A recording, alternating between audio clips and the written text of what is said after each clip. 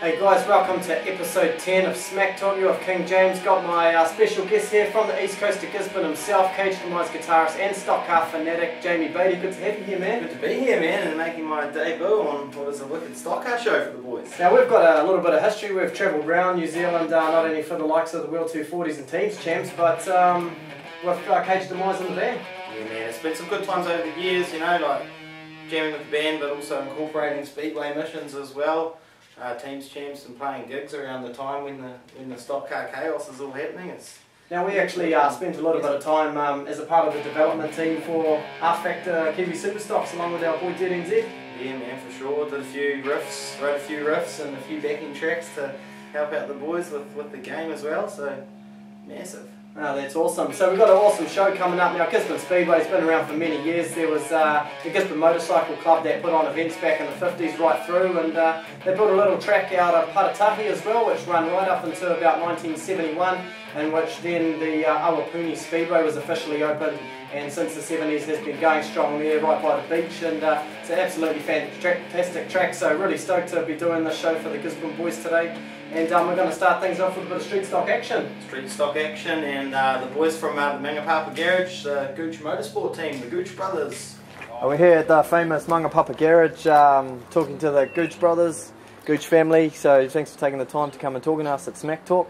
Now why don't you start off by introducing yourselves and your number. Yeah, my name's Cody Gooch. I drive the 6G Streetstock. Brennan Gooch, drive the TG machine. I'm Sean Gooch, drive a 9G. Now you guys have been around for many years now, a few generations, and why don't you tell us a little bit about the history of the Gooch name around Gisborne Speedway?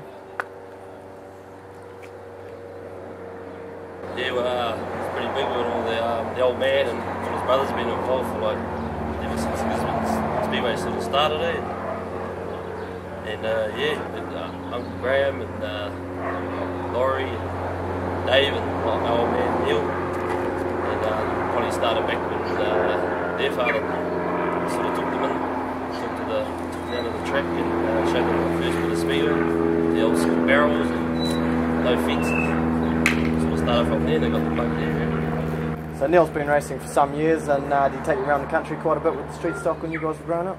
Oh yeah, really, anywhere there was a meeting, jump in the truck away we go, always keen on a mission, Yeah. So it was a pretty big honour for them as well. 2013 prize giving, I believe Laurie was inducted to become a life member to go alongside all his other brothers. Yep, he got it, and yeah. Pretty big moment for the family. It was, yeah. So for all you brothers to be driving out there on the track, pretty special? Yeah, it's good, It's a bit of a family bonding sort of thing, and yeah, no, it's real good. Just travel around the country and try and hit them hard? Yeah, no, we try and get away as much as we can with the monies can get us there. It's always a bit of a mission every hour busy.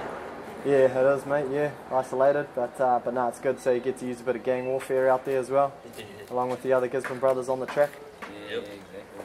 So, you've won a few titles over the years, you boys, starting to really come into your own these days as well. Why don't you run through a couple of titles you fellas have got? I've got 3 North Island champs. GP, I got 3rd down at Napier a couple of years ago. Me and Shawnee got 2 NZ, I got 3 NZ and Gizzy last year, and then we went down to Needham, and you got a try to defend our title, but it's all fun and games, it's good fun. Yeah, the South Islanders know how to do it down south, don't they? Yeah, they do, but we go back to all the North Island guys did, so it's good. And we come out with the 3 North Island on top, so we can't get the 8 now. That's the one. Yeah. So, Nigel Patterson back in his day set the bar for Gisborne Streetstocks. Did you ever get the chance to race alongside him? These fellas probably didn't, but I did. Yep. That's probably where I learned all my stuff from. Just racing with him and following his lines and stuff. And he's probably one of the best drivers out there. Yeah, no, he's been around for years and took a few North Island champs back in the 90s and put Gizzy on the map, so to speak, for a while. Yeah. But no, that's awesome. So maintaining a street stock, how many kind of hours do you have to put in throughout the week? Yeah, it can be endless, It can be endless time, but yeah. We try and do it like during the week, about 4 hours sort of thing. A night. Saturday. Yeah. One night, Saturday. That's the one. So why don't you run through this beast here? For anyone who doesn't know, just sort of run through what a street stock is and... Street stock's generally just a standard car with bar work, bumpers, sort of not allowed no setup because they run both directions, so it makes another sort of element to the game, which setups a lot of it, so you can't set it up to go one way. It relies a lot more on the drivability, so that comes out through that.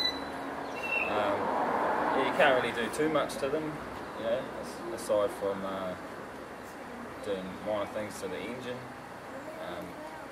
Virtually all the running gear and everything's got to be stock standard.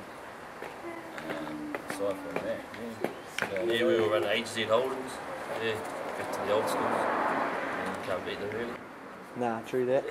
So between races, do you tweak much at all? Is there anything you can do? Is it just tyre pressures? Tyre pressures are a big thing, bro. Yep. And just really just setting up the tyre pressures. And driving clockwise around that track, how's that? I quite enjoy it. I like it. I like going that way. Yeah. Cars are right there by your window, opposite way. It's me. A few of those drivers leave themselves pretty vulnerable if they're not worth it. Tag them on the way past. The one run, the tag and spin.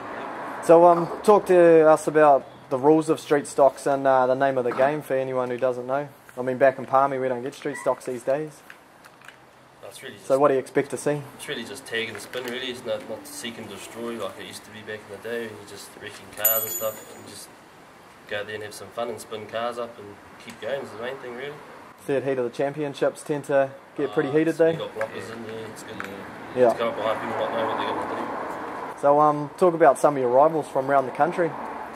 Sean's got a few ladies, but it's only because I'm helping out these fellas. That's the way it has to be, man. That's good, eh? No, we haven't got that many rivals, but whoever's racing, it's all fair game. Generally the biggest rival's the one closest to the top. Yeah, that's it. And those South Islanders, eh? Yeah. Can't be letting them get away with it. Hey, there's been some amazing street stock drivers over the years. It's an amazing class. Who's some of the better drivers you've come up against? Bill Pete. Be up there. Yeah.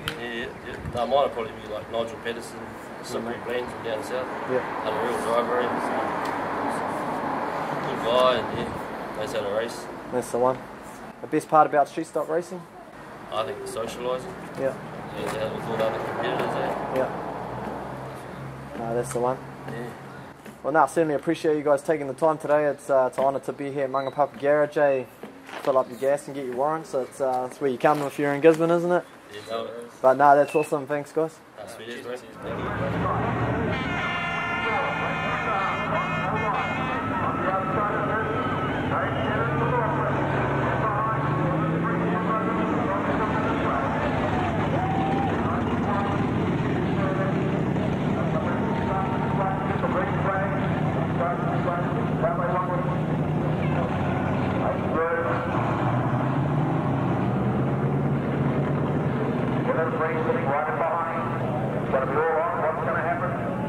Let's have a look and see. Will it be Hamilton 1, 2? Norfolk 3. Will it be Auckland 1, Hamilton 2 and 3? All laps to find out. Starting to build up the ring. Watching out for the start of the line. The big flag is up.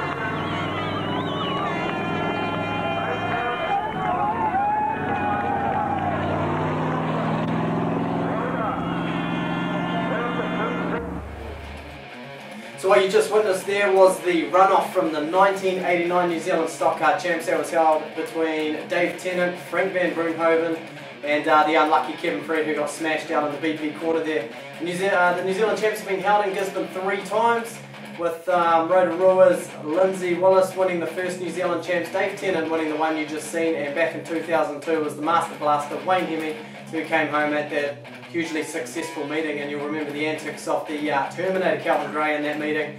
Absolutely awesome. And the New Zealand Champs for the stock cars have actually been held once, back in 2004, where the bro from Rotorua, Keith Spanik, ended up taking that meeting. They reckon it was one of the best New Zealand Champs of all time there, and gotta love stock cars in Gizzy. Now just going to head over to the track now for the second interview.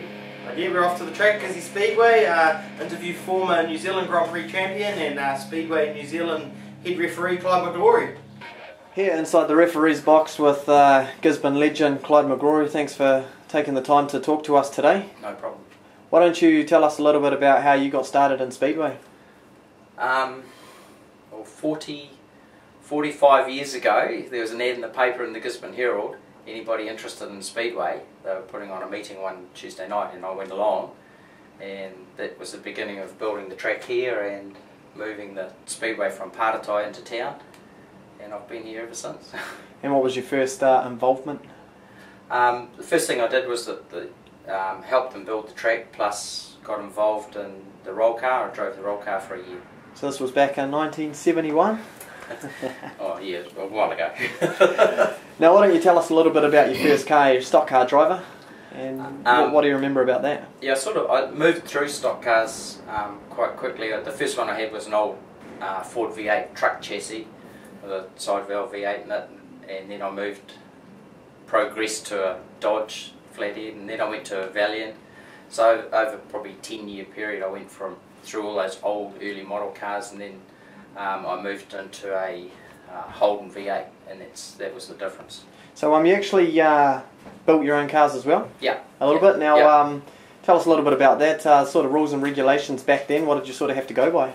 The regulations were a lot easier then. They weren't as strict as they are now. It was build it in your shed, build all the bits, go down to the wrecking yard, get a front axle, get a diff, and put it all together, and away you go. And just make sure the bumpers were the right height and everything like that? It's slightly different now. You've got to ring cardboards and buy the bits. We used to make a lot of stuff for us. Yeah.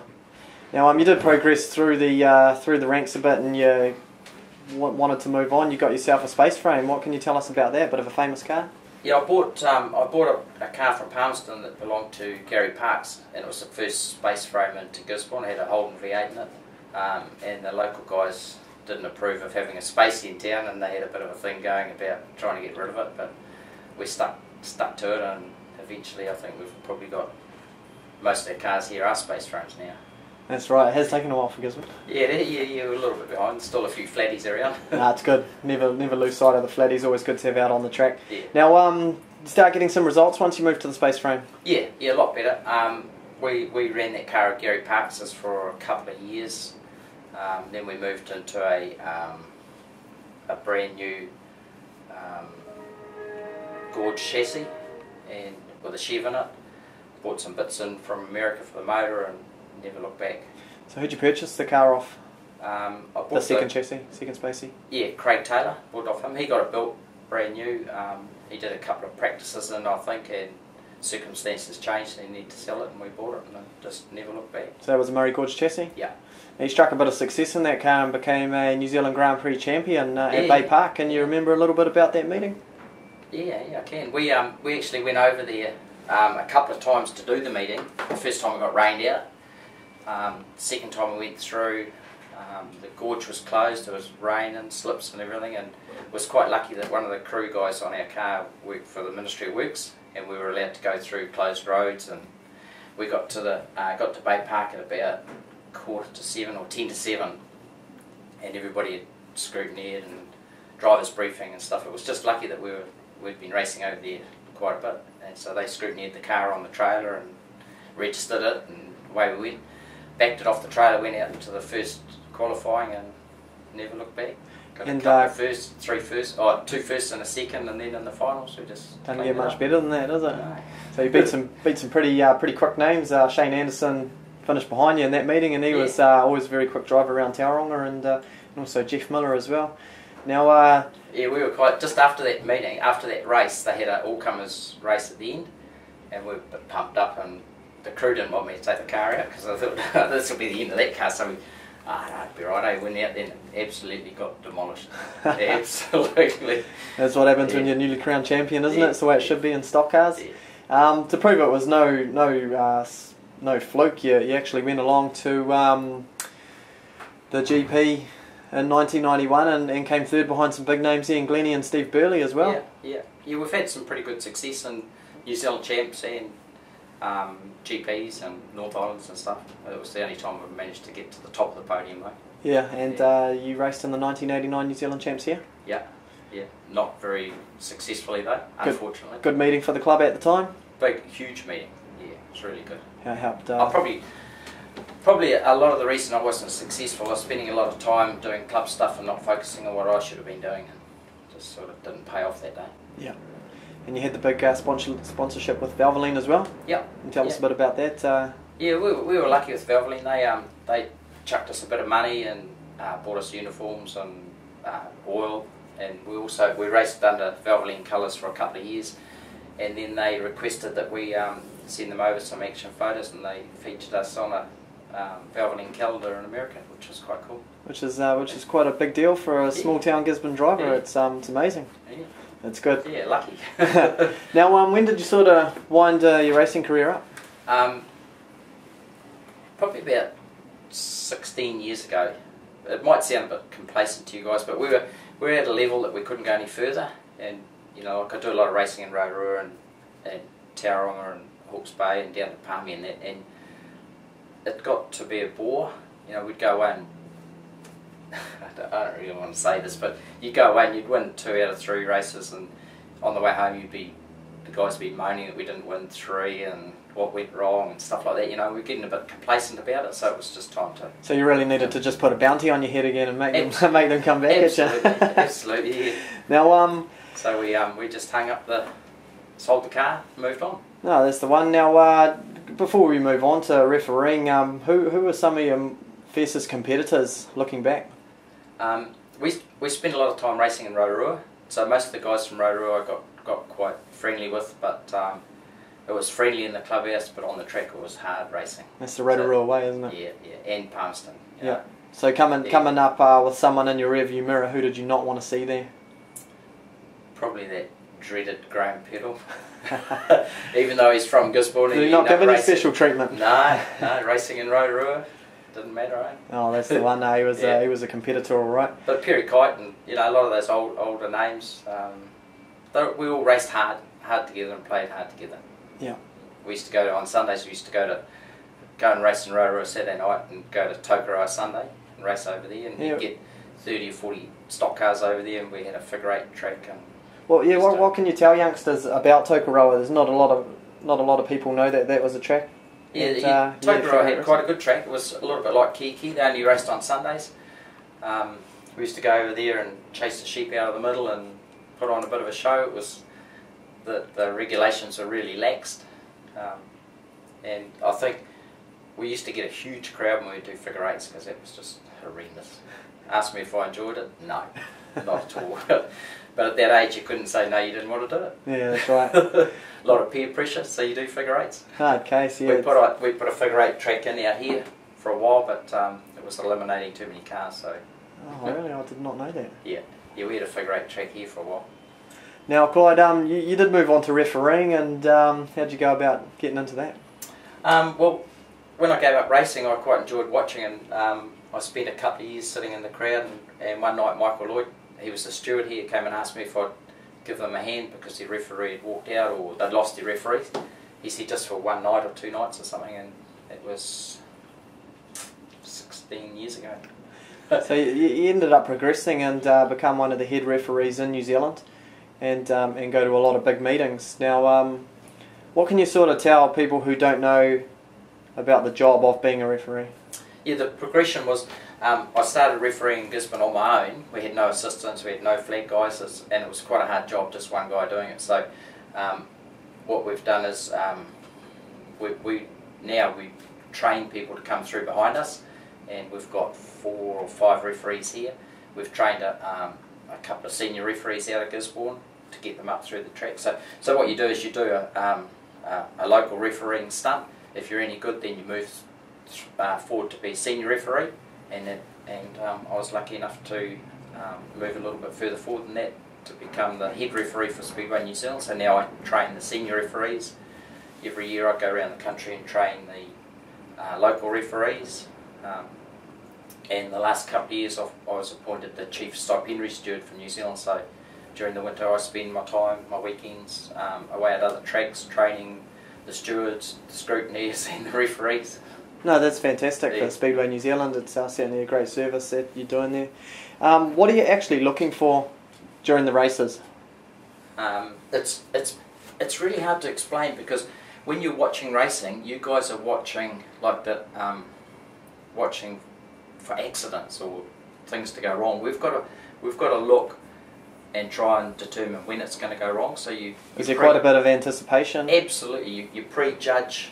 You know what different drivers are like, and you get a feel for what they're going to do. So you sort of prejudge if something's going to happen. You've got to watch that before it happens. So when Bryce Harding's not holding his line in the beast saloon, you're onto that? Yeah, we've got this little book here with us. No. Yeah, we're onto that. Now, it's hard. A lot of guys, we get a lot of criticism from time to time about, oh, you didn't see somebody do something. Well, pit crews watch their cars. So the only thing they focus on is their car. We sit up here and we watch 27 cars. That's right. So you can't see everything.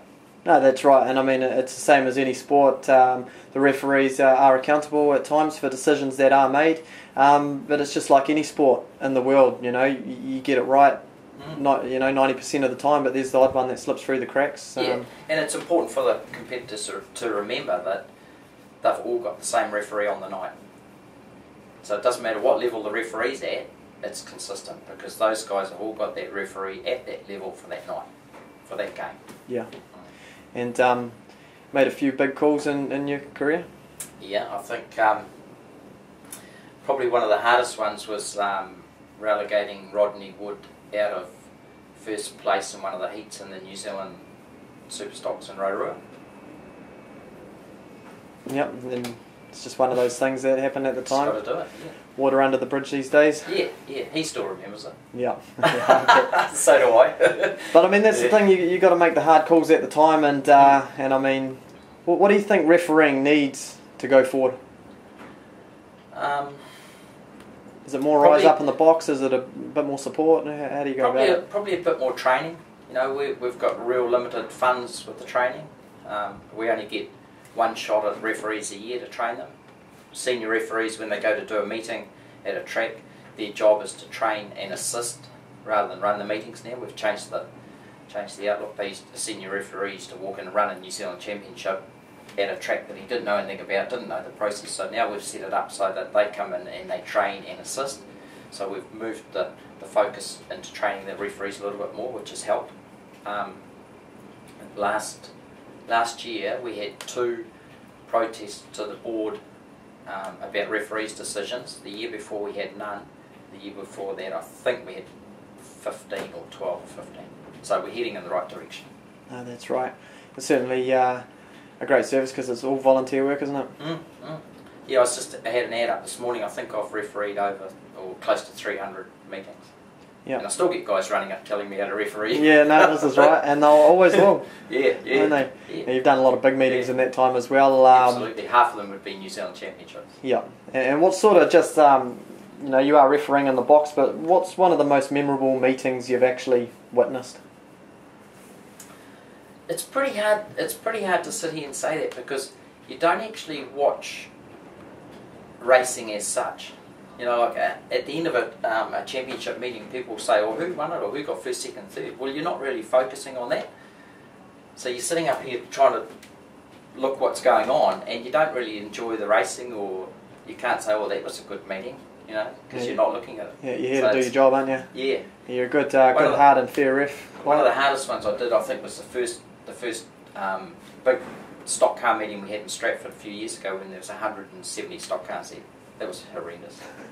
Yeah, a lot to get through on that tight little track, isn't there? Yeah. But no, that's great. Well, no, I certainly appreciate you taking the time to talk to us today, Clyde. It's a good insight into what a referee actually does and the hard decisions that do have to be made. It can never be easy at the best of times, especially when you're just doing your local Gisborne meetings and a few of them are your friends and family and all that kind of thing. Yep.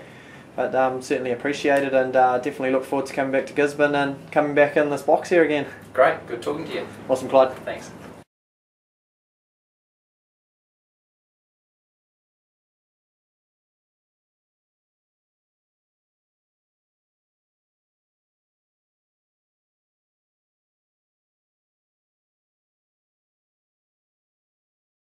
Hey, so I'm here with Jase, colour commentator here at ep10 Speedway here in Gisborne. Why don't you tell us a little bit about yourself and your history of the sport? I don't know how many years ago now, but basically I started in Streetstocks. So I was one of the original 6 here in Gisborne, along like characters like Neil and Dino Bloomfield, Anka Dayberg, who else was back there? What new White Carey, Spooky Jones, Jase Jones' dad. So I started back there with Streeties. Back in the day, I was there again only young and not knowing much about Streeties. We were basically a class. It was a derby car with a cage. We had to have original bumpers. There was no padding out to the skins. It was just a car with a cage. So I'm thinking, oh yeah, we need a bit of horsepower. So I bought a Triumph 2000. It was a 6-cylinder twin carb. Had to be good.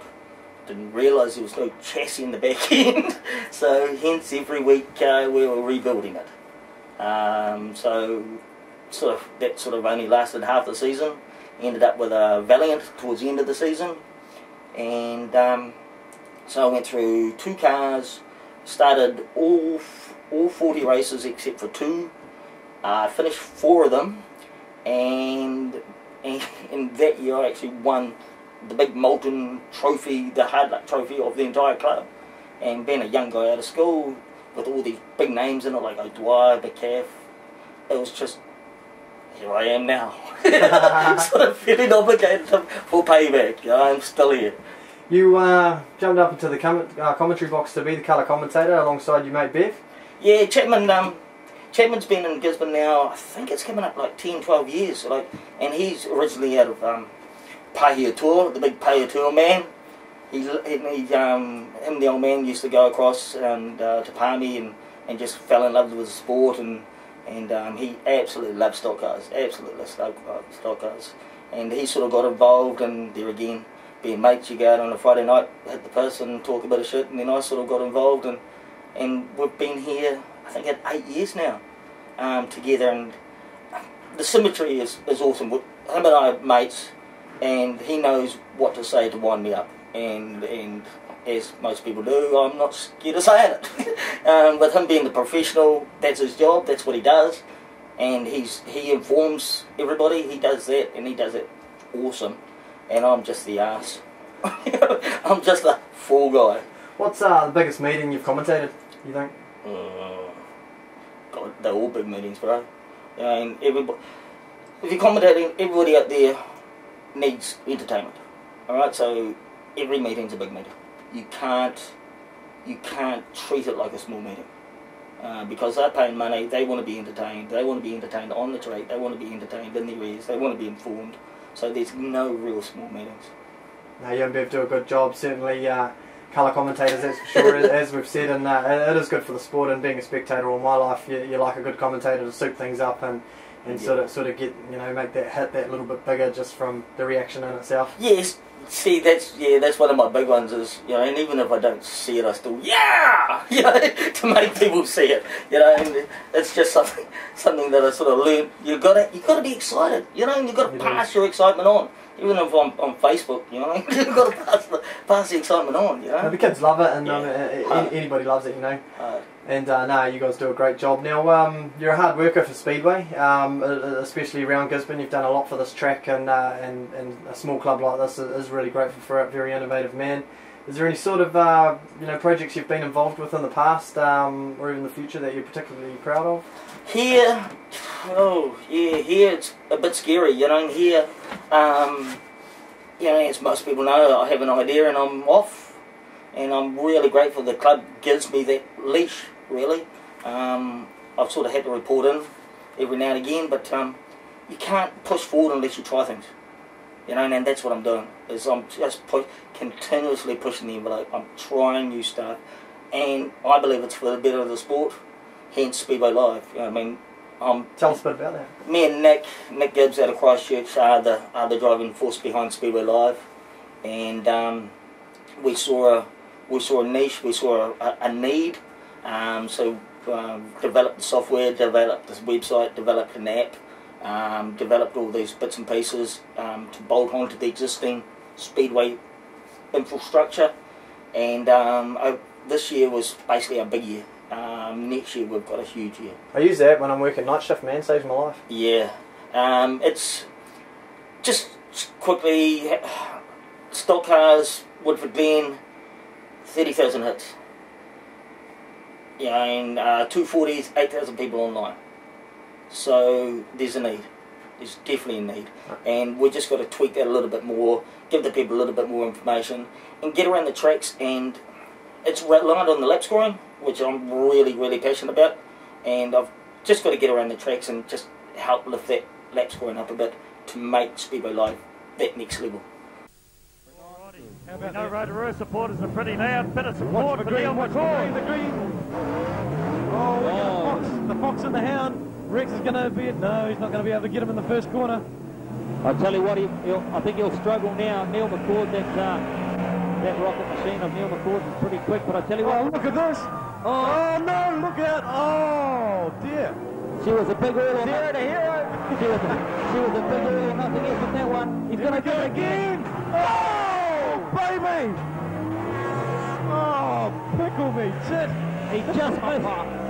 Oh, she's game over. That could be another engine. There's radiator, probably water all over the place. I think she's popped the radiator, but I tell you what a huge effort by Rex Neal there to try and take out the court machine. Look at the sparks flying off that front wheel. He's only just missed it, probably by about 2 inches, hitting it in the right place to actually take that car out. Rex is still giving it a go. He's still trying to crank it over. Wow, what a run off. Well, there you go. The court is coming around to take the white flag. Big effort.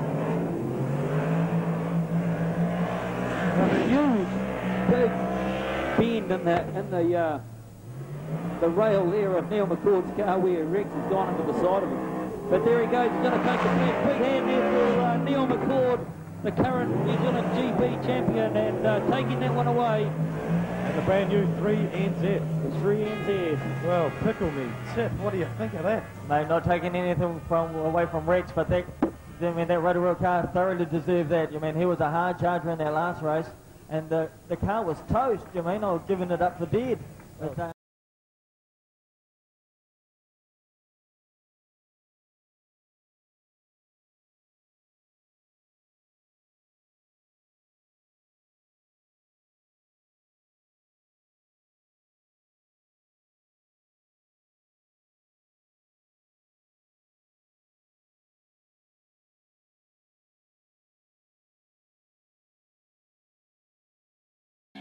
Thanks so much to Dave Bacon for supplying those awesome pictures of the famous Lily the Pink. That stock car was originally designed and built by the legend that is Graham Peddle. Went through some drivers like Bruce Harding and ended up with Les Williams. And unfortunately was sitting around a paddock for a good few years, so Dave and the boys have gone out of their way to restore that beast, put the Anglia body back on it, and can't wait to see them in the historic ranks. It's going to be awesome. Now, stock car teams racing has been around Gisborne since about the 1994-95 season, where Les Williams and Lily the Pink and my father Wayne Freeman started the Eastland Eagles team. Now, they were joined by drivers over the years like Bruce Harding, Gary Moore and Jason Hutton as well. And they said about being the underdogs for many, many years, but since then the Gisborne Gladiators have come on board, and again they started out as the underdogs, but they've really raced hard over the years and secured podiums at many national events, so they've come such a long way. And Yeah, Gisborne Gladiators, Jumma. Gisborne Gladiators, man, Gisborne Gladiators. So yeah, now we're going to head down to the track again and take a look at the whole operation from the Gladiator Girls, the manager and the captain Jase Jones. Wicked. Here with one of the lovely Gisborne Gladiator Girls. Thanks for taking the time. Why don't you introduce yourself? My name's Emma. I am a Gizzy girl. I do a bit of primary work, and Gladiator Girl is one of my favourites. And what's the job of a Gisborne Gladiator Girl? Taking photos and looking pretty. Yeah, just supporting the team as well, being there and making them look good, I suppose. Going around the town and around the country and looking pretty good job. Yeah, it's a lot of fun to meet a lot of characters. Take a lot of flack as well, I guess. We have to learn to handle some. Bit of heckling from those boys in the crowd. Yeah. Yeah, it's always pretty hard work, isn't it? Sometimes tell the boys to get their hands to themselves, but it's alright, they don't mind too much. Yeah, swift little slap will sort that out. Yeah. Now, so your ambitions for the coming season, are you going to get out with the Gladiators and hopefully get around the country a little bit? Yeah, hopefully I'll come to Palmy and have a look at that side of things. Yeah, should be good to get out of town as well. It's the place to be, a lot of numbers in Palmerston North, and it's a good spectacle, and we certainly appreciate having the lovely ladies come into town. So the calendar coming out this year, this February, is it? Yes, well, February's my birthday, so might give it a go, yeah. So Scott's going to have to put that together, get it around the country. We heard you're top seller. Yeah, well, we've got a few girls that are keen to do it, so yeah, it's definitely in the cards. And you don't mind being hung on the shed in a few workshops? No, not at all. It's a good life. I'm all over the internet anyway, so. That's good. We'll certainly get you on the show, and thank you for taking the time, Emma, to talk to us about being a Gisborne Gladiator Girl, and we'll certainly see you on the road this year and follow you around the pits. Cool, awesome. Thank you. Cheers. Here with Gisborne Gladiator manager Scott Ross. Thanks for taking the time to talk to us today. No, pleasure, guys.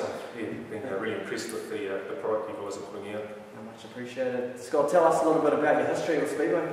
I guess, like a lot of people, I really enjoyed Speedway as a child. My parents weren't interested in it at all, so I'd only get to go occasionally, I guess, with my uncle. I always liked the stock car class, the crashing and bashing, and particularly the team side of it. Obviously, you didn't probably see too much of it in Gisborne in the old days.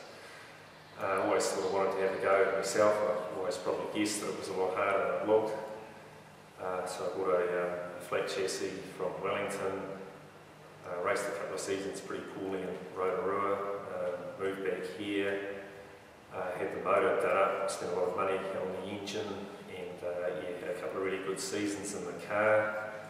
Even though with advances in technology it got dated quite quickly, but yeah, it was a very competitive car for a couple of seasons here, and decided to have a bit of a change of direction and sold it. And I guess near the end there, the Gladiators reformed, and I probably regret there was probably an opportunity to race in the Gladiators right at the start, which I turned down. Which in results over the last few years you can see, I mean, Ian's brought a lot to the team, but it hasn't just been Ian. The team it's certainly a team environment. It's about making an environment that people want to be part of, and they give it a go, and if they like it they hang around and clock up those appearances. Another milestone was last year with Bruce making 50. He's been the backbone of Gisborne teams since the day dot, and once again, totally committed to the cause. You've got a cool group of guys, and as manager, what I like is if they say they're going to do it, you can set your watch by it. I think anyone that's managed a team will know how difficult it'll be when you've got people that say yes, no, maybe, ring me if you're short. But if you've got guys that if they say yeah, I'm available, that they're going to do it, it's a huge help. So when you're on the infield, what are you telling your boys? Yeah, I think Contrary to popular belief, you don't actually, it's not that good viewing from the infield. I'm sure the guys that have reserved at times and stood at the infield thought, yeah, the viewing's not that great from here. I guess you have a plan before the race, you try and work out who's doing what, and if you can get to a stage where you've got guys that can multitask, like they can run and block, is a huge bonus. And if you've got guys that can think, like can adjust as the race is progressing, adjust their role, and it's a great help. Guys like Bruce, Ian can really read races. But yeah, everyone's got a part to play, and you need to be able to spot people into things that short notice. Yeah, that's right. Now, got some good results over the last few years. You've got the 2 fourths back in 2009. This is since Ian joined, and 2 fourths that year in 2010. Came third at Wellington as well as Huntley.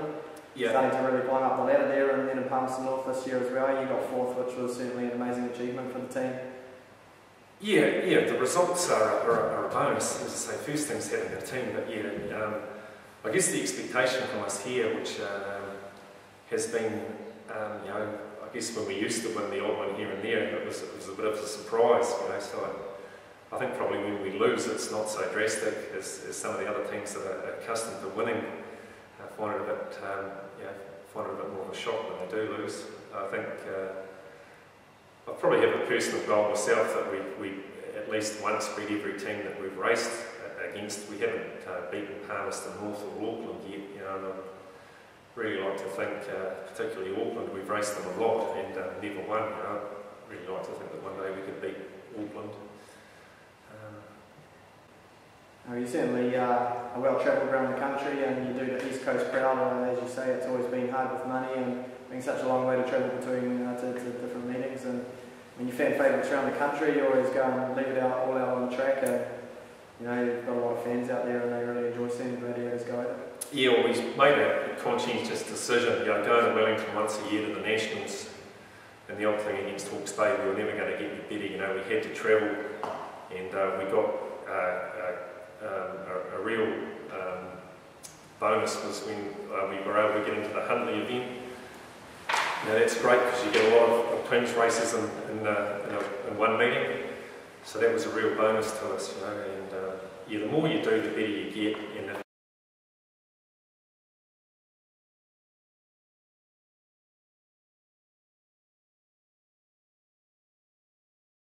I'm here at the Gisborne Speedway Club Rooms, here with Jason Jones, Gisborne Champ of Champs former winner, driver of the 81G. Can you tell us how you got into your stock car racing, Jason? Probably all started off back when I was a young fella. The old man used to race street stocks for years. He had the old Valiants and then went into the Mini.